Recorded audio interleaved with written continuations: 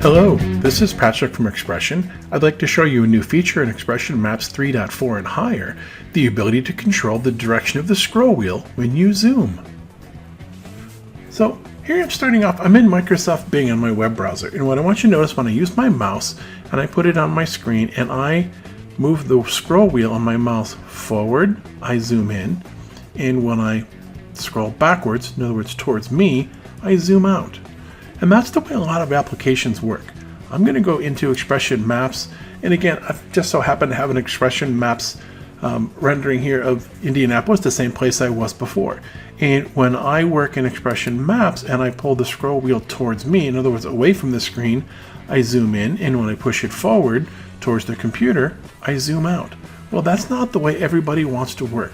So here's what I'm going to do. I'm going to go to File, Preferences, and there's a new choice here in the miscellaneous menu on Output called Invert Mouse Scroll Wheel. So I'm going to check that box and I'm going to click Save.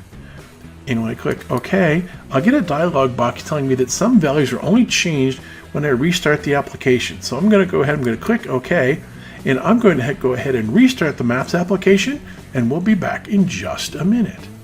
Okay. Here I am back in XPression Maps, and now I'm going to take my mouse and I'm going to move my scroll wheel forward towards the computer, and you'll notice now I zoom in. If I pull it back, now I zoom out. And this works not only in the XPression Maps Designer on this particular computer, but if I make the same setting changes on my XPression Maps server, the newsroom users will see the same thing.